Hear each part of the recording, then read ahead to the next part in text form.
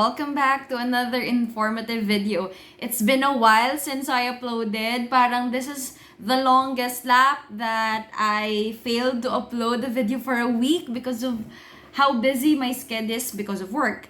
Ngayon, pag-uusapan natin, what are some of the 5 best habits to improve life, okay? That would be our topic for today. I've been uploading videos for the past 2 years and I really enjoy doing sit-down discussion. But as we come to an end ngayong taon, I feel it's very valuable, no? To list down some of the best habits that I would like to also share para at least you can try to assess yourself for next year. Some of the habits that I'll be mentioning, parang ano ko talaga to, that's something that I do on a daily basis, but of course there are lapses then on my part. As human beings, hindi naman tayo perpektong mga tao, no? There are things that we can improve, there are things that we can weed out, there are things that we can continue doing. So yun pag-usapan natin today. Number 1, reading a lot. You know naman, I'm a bookworm. Sobra pong mahilig ako magbasa. At when I say mahilig magbasa, I can finish a book 1 to 3 books a day. Kaya ko talaga siyang ganong level. Because I feel that educating yourself should be a continuous process. Hindi naman kailangan bumili ng libro. Hindi naman kailangan bumili ng mahal na libro. There are free articles or contents online that you can start with kung hindi ka pa ready magbasa ng full na book. But for me, I tried Kindle before, but then what really works for me is a physical book. Whatever works for you, make it a habit to read. Educate yourself once in a while. Iba kasi kapag nanonood ka ng video and you have this intrapersonal connection with what you're reading, because all of us, we have different interpretation, and it also goes the same with reading books. So yun, it's one of the best habits that I formed growing up, and I'm really thankful for it. So to those people who feel like they want to improve their life for next year or in the future, try to educate yourself by reading books. Iba po ang nagagawa ng pagbabasa. I really feel that most of the intelligent people out there, hindi naman siya based on degree. Alam mo yun? Sorry, naputol tayo. Let's proceed to number 2 best habit, having a positive attitude. Actually, when I was going through a lot of stress and struggles in life, there's this one Bible verse that really helped me a lot, and I've been telling you guys about this verse for every video that I post. It's Romans 8 verse 18. The pain you've been feeling can compare to the joy that's coming. Having a positive attitude kasi in life would really help you to move forward, to keep you going. At di naman tayo perfectong tao to say that we don't feel down at some point in our lives. But then, pagkatapos mong mag-dwell ng kaunti doon sa problema mo, laban lang ulit. Dapat positive agad yung positive energy agad yung ibibigay mo. Kasi kung down ka na nga, negative ka pang tao, how can you move forward? I really believe that in life, God will really test you. Not because He wants to throw that specific deed as a punishment. I feel like it's really more of preparing you for the best moment that He's planning out for you. Hindi naman po tayo hindi natin napipili kasi the life that we have. May mga ibang taong nabuhay ng mahirap, may mga taong nabuhay ng mayaman, may mga taong namuhay sa probinsya, may mga taong nabuhay sa Manila, may mga taong pinanganak with wealth from their parents, and there are also people who need to build everything from scratch. We don't get to choose the life that we have, but we can always choose the outlook that we want for our life. And if you want to form a very good habit next year, try to have a positive energy. Kasi kapag, alam mo kasi ako minsan pag may problema ako, I have this rule It's something that my mentor taught me. Tinuro niya sa akin na okay lang mag-dwell ka sa problema, pero lagyan mo ng taning. Like, taningan mo. Like say for example, I've been stressing out because wala akong kotse. So, nagalit ako, nagwala ako kasi it's very valuable to me because that car helps me for my work. Transportation. So, nakaka-stress. Naglilipat pa ako ng bahay. So, ako galit na galit ako. Parang sabi ko sa sarili ko, okay, ilalabas ko lang to ngayong araw, pero pagtapos nito, wala na ulit. Maganda kasi na ramdamin mo rin, damhin mo rin yung pain of the struggle that you're currently in. Pero wag mong patagalin. Kaya nga siya tinatawag na pinagdaraanan eh. Kasi dadaan lang talaga siya.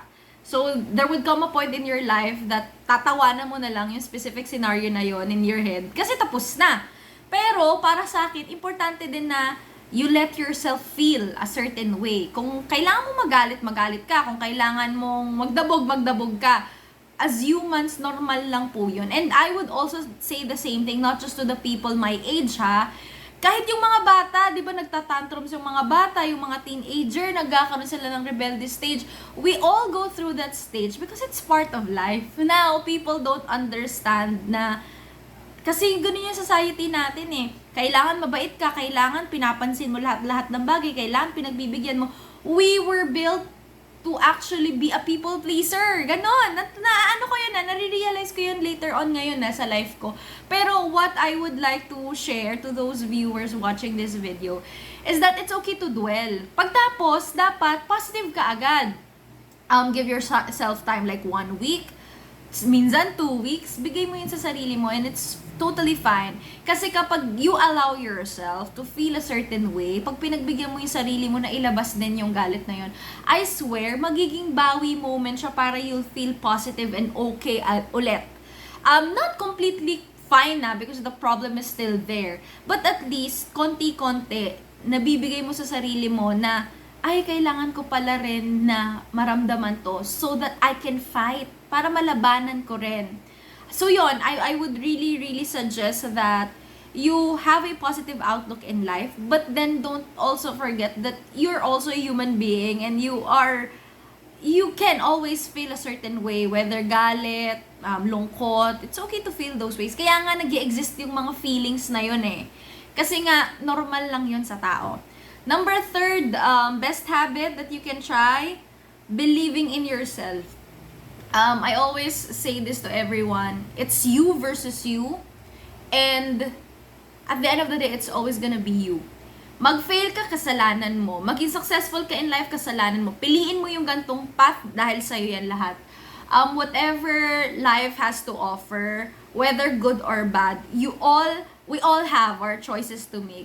And sana, kung pipili ka ng choice, sana piliin mo na yung choice kung saan paniniwalaan mong kaya mo. Kasi a lot of people will doubt you. Even in the career that I chose, a lot of people wish to fail. They wish that I would fail in that certain field. Pero ako sa sarili ko, wala lang maniniwala sa akin. Hindi pa ako maniniwala sa sarili ko.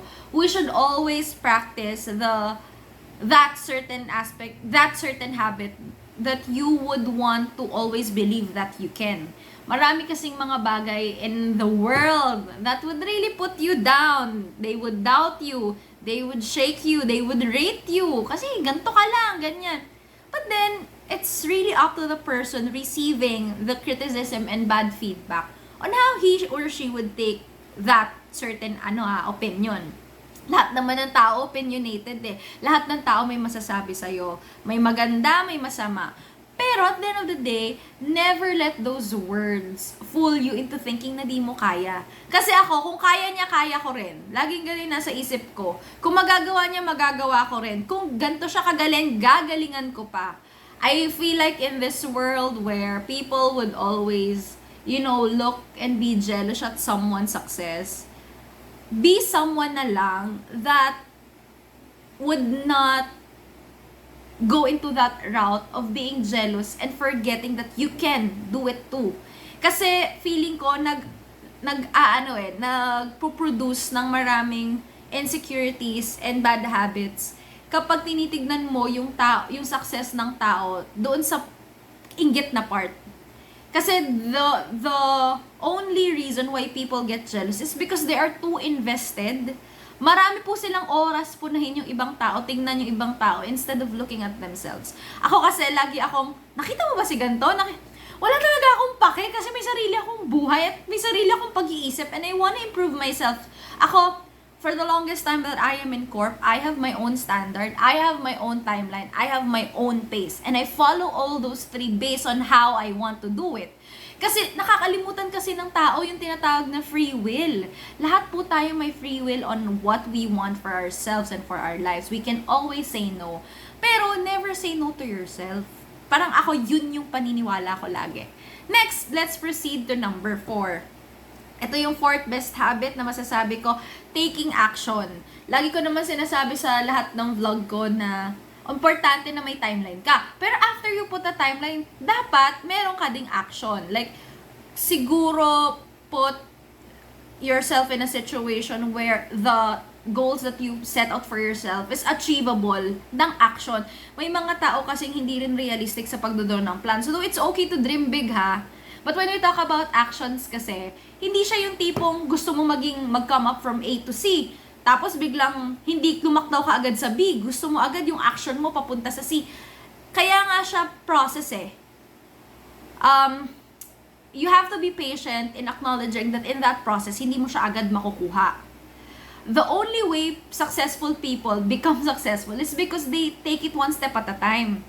Wala pong taong nagpo-proceed from point A, tapos naka-point C, naki-point F ulit, G. Hindi ganoon. Dapat, gagawin mo siya ng step by step. Kasi that's the only way na mas mapapabilis yung accelerate mo. Kailangan mo matapos at well, there are people who jump like yung success nila jump, pero tignan mo naman, ang bilis nila maging successful, ang bilis din mawala. Kasi hindi ganun kahirap yung pinaghirapan nila to achieve that. Mas pinaghihirapan, mas lalong masarap yung success. So yun, always take action, always take initiative in actually putting a time frame, and at the same time, what's your go-to action plan for that specific goal. And then last, 5th best habit for you to try is being appreciative. Ayan, ang gandang habit niyan, ha? Marami pong tao sa mundo ang ungrateful. Ungrateful, binigyan na ng ganito, ayaw. Binigyan na ng ganito, ayaw. You need to understand that you need to also receive. May mga taong nagbibigay. May mga taong nagre-receive. It's a give and take. That's how the world works. But then for me, gusto ko ding sabihin that if you are a receiver, learn to appreciate what was given to you. Okay, sige, na lang natin, babawan na lang natin ngayong Pasko. Alam nyo, sa pamilya na lang, bibigyan mo ng ganito, ayaw, bibigyan. Ang hirap kaya magtrabaho. Ako nga wala nagbibigay sa akin, and then I tend to give and give more. But then, I don't ask for anything in return. Ang karamihan ng mga givers sa paligid nyo, pamilya nyo, boss nyo, karamihan po ng givers, wala yang nare-receive. I'm telling you, ulitin ko, karamihan ng mga taong givers, yung mapagbigay, yung tipong they really tend to give you presents, yung mga gifts, wala yang nare-receive. I myself is a giver, and I am not expecting anything in return. The only return that I am expecting from someone that investan mo ng time, effort, ng pera, binigyan mo ng ganito, is for them to appreciate. Kasi alam mo, one of the best habits in this world is appreciating what was given to you. Okay? Kunyari, gumising ka, tapos ganito yung nangyari sa work mo. Be appreciative in such a way that maybe it's a good criticism, feedback for you to work on. Or also think of it na okay lang na pinapansin ka, at least may care pa sa'yo sa work. And at the same time, you can improve pa sa sarili mo. So, people kasi tend to be really ungrateful these days eh. Ewan ko, napapansin ko yan na, binigyan na ng ganito, apaka-ungrateful. Bakit hindi tayo maging appreciative? Ako, sa napakaliit na bagay na binibigay sa akin, pagkain, oras, time para makinig sa problema ko, I appreciate those moments because there's just a few people who actually give time to the givers. So if you're a giver, well, I'm pretty sure there's a lot of givers in families, no?